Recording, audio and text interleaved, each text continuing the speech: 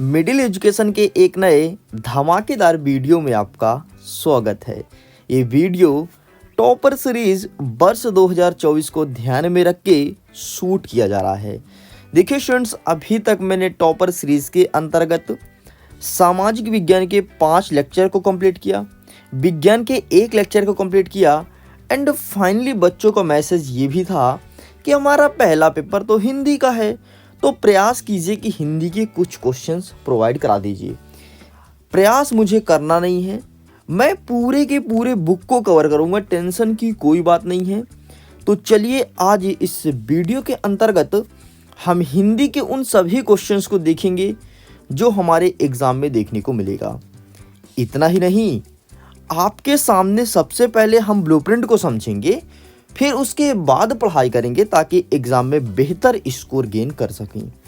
देखिए यहाँ पर पूरा का पूरा इस सीरीज को मैं कवर करूँगा परीक्षा अध्ययन से। बहुत सारे क्वेश्चंस ऐसे हैं जो परीक्षा अध्ययन से ही देखने को मिलेगा। अगर आपके पास परीक्षा बोर्ड है तो टेंशन की कोई बात नहीं है, आपको क्वेश्चन से मतलब होना चाहिए, आंसर तो आपको अपने शब्दों में ही लिखना है जो मैं यहाँ पर समझाऊंगा। तो फिर देर किस चीज़ की, चलिए वीडियो को फटाफट स्टार्ट करते हैं। लेकिन जैसे मैं आगे बढ़ता हूं तो सबसे पहले हमें देखने को मिलता है हमारा ब्लूप्रिंट, और आपको अकॉर्डिंग टू ब्लूप्रिंट ही पढ़ाई करनी है ताकि तुम एग्जाम में बेहतरीन मार्क्स गेन कर सको।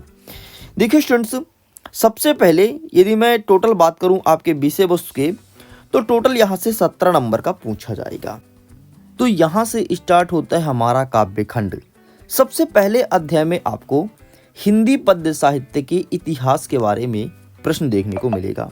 यहाँ से ज़्यादा क्वेश्चंस नहीं आते हैं, केवल 2 नंबर का एक प्रश्न आएगा और 1 नंबर का एक प्रश्न आएगा। इतने में ही ये कंप्लीट हो जाएगा।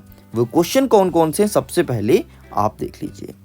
आपको सिंपल सा और आसान भाषा में पता होना चाहिए कि हिंदी पद्य साहित्य के इतिहास को कितने कालों में विभाजित किया गया है और इन कालखंड की समय सीमा क्या है। ये आपके अभी प्री बोर्ड एग्जाम में पूछा गया था, तो ये चीज़ आपको पता होना चाहिए, यही आपके एग्जाम में देखने को मिलेगा।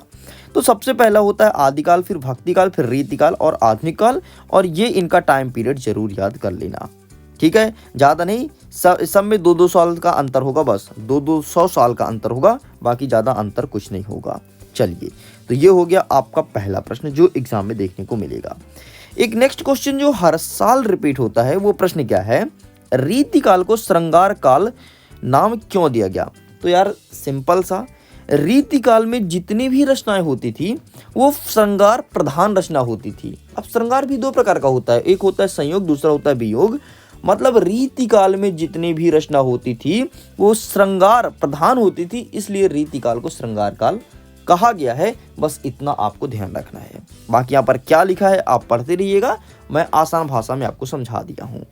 चलिए आगे बढ़ते हैं। एक नेक्स्ट क्वेश्चन, रीतिकाल की 2 प्रमुख विशेषताओं का वर्णन करो। सबसे पहले आपको पता है कि रीतिकाल को श्रृंगार काल कहा जाता है, तो पहली विशेषता ये होगी कि रीतिकाल में जितनी भी वर्णन होती थी सभी श्रृंगार प्रधान वर्णन होती थी। ये पहला बिंदु हो गया जो कि आपने ऊपर देखा। एंड दूसरा बिंदु आपको लिखना है कि इस काल में लक्षण ग्रंथ की रचना हुई है, मतलब लक्षण के आधार पर ग्रंथों की रचना हुई है। ये 2 पॉइंट आप याद रखना। 2 नंबर के हिसाब से सफिशिएंट है, 2 नंबर के हिसाब से हमें 2 पॉइंट ही लिखना है। बाकी यहाँ से कोई क्वेश्चन नहीं आएगा, आप इन्हें बेझिझक स्किप कर सकते हैं। हमेशा ज़्यादातर यही प्रश्न पूछता है रीतिकाल से। और नेक्स्ट क्वेश्चन आपसे पूछ लेगा नई कविता से, ठीक है। और ये रहा नई कविता वाले क्वेश्चंस, देख लो। नई कविता की प्रमुख विशेषता को संक्षिप्त में लिखिए। 2 नंबर का पूछाएगा, आपको केवल 3 पॉइंट यहाँ पर देखना है। सबसे पहले नई कविता का मतलब होता क्या, तुम क्या समझते हो बताओ। नई कविता मतलब यही ना कि आधुनिक की कविताएं, राइट ना, यही समझते हो ना, यही समझते हो, तो यही है भाई।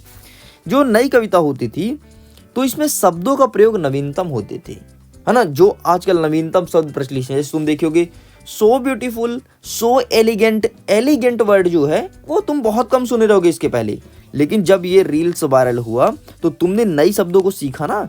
एलिगेंट मतलब होता क्या है, एलिगेंट मतलब होता है सबसे अलग, है ना।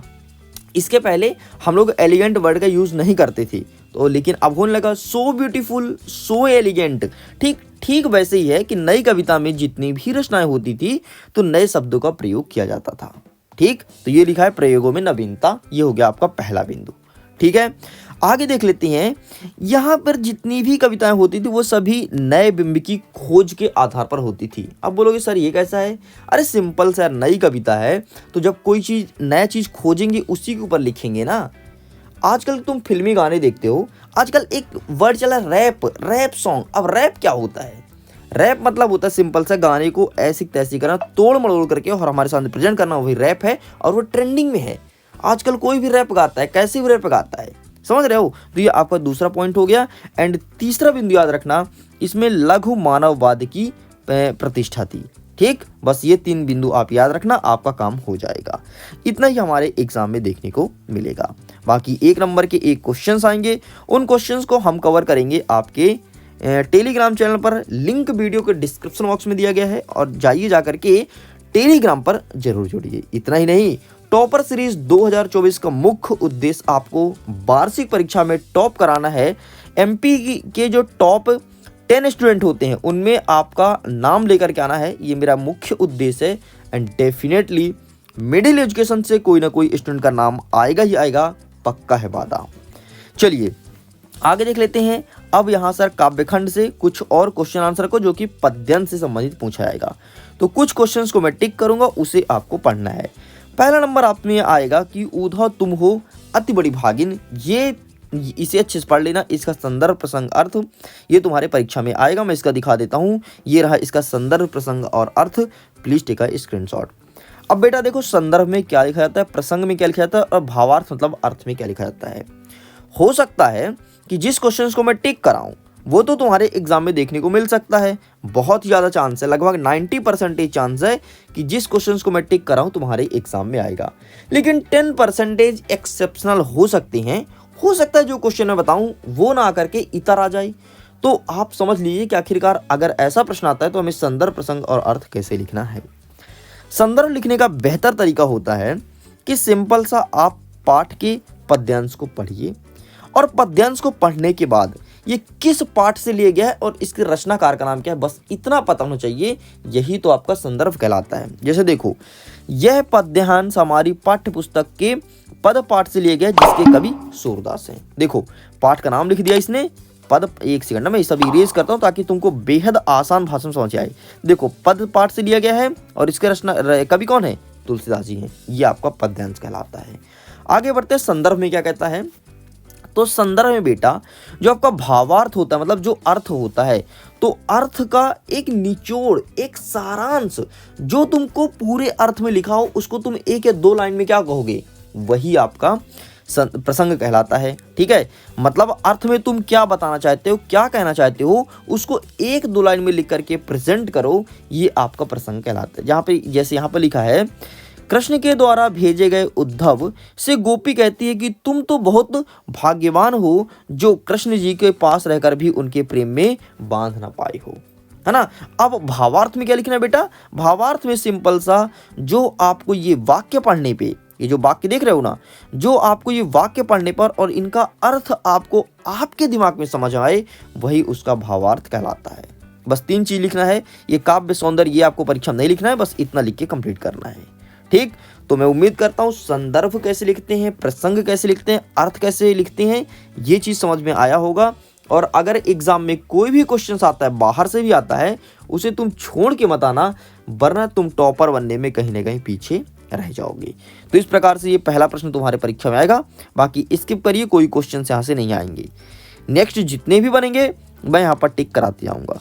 ठीक है, हाँ, यहाँ से आपको देखना है अध्याय 4 आपका उत्साह अटक नहीं रही है। यहाँ से बादल गरजो वाला आपके एग्जाम में आएगा।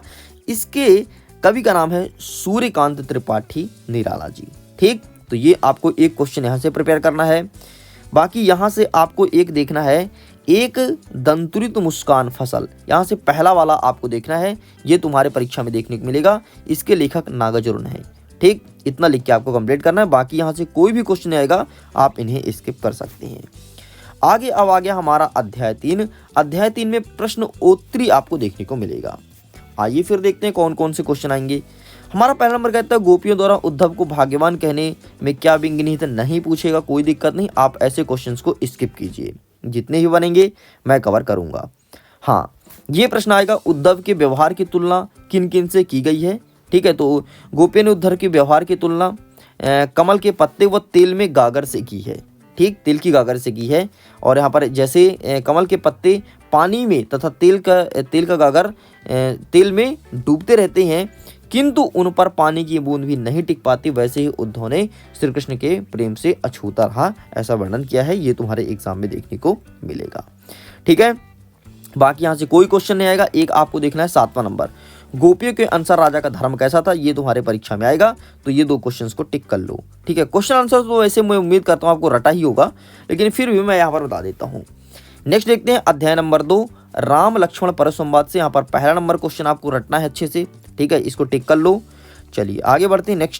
नेक्स्ट आपको तीसरा नंबर अच्छे से प्रिपेयर करना है, ये तुम्हारे एग्जाम में देखने को मिलेगा। बाकी यहाँ से छोड़ दो, कोई दिक्कत नहीं, कोई क्वेश्चन नहीं आ रहा है। ठीक, लेकिन जिन क्वेश्चंस को मैं टिक करा दूं उसको छोड़ के मत जाना, वरना रोना पड़ेगा तुमको परीक्षा के दिन, इस बात को तुम ध्यान रखना। ठीक, यहाँ से कोई क्वेश्चन नहीं आएगा। यहाँ से आपको देखना है, कवि आत्मकथा लिखने से क्यों बचना चाहते थे, ये 2023 से पूछा गया था, ये आपकी परीक्षा में आएगा। आत्मकथा सुनने के संदर्भ में अभी समय नहीं है, ऐसा कवि ने क्यों कहा, ये तुम्हारी परीक्षा में नहीं आएगा, कोई दिक्कत नहीं। ठीक, यहाँ से आप छोड़ दीजिए, कोई भी क्वेश्चंस नहीं आएंगे आपके एग्जाम में। आगे बढ़ते हैं अध्याय 4, उत्साह अटक नहीं रही। यहाँ से देखते हैं कौन कौन से प्रश्न देखने को मिलेगा। पहला नंबर जो है वो तुम्हारे परीक्षा में नहीं आएगा। नेक्स्ट देख लेते हैं।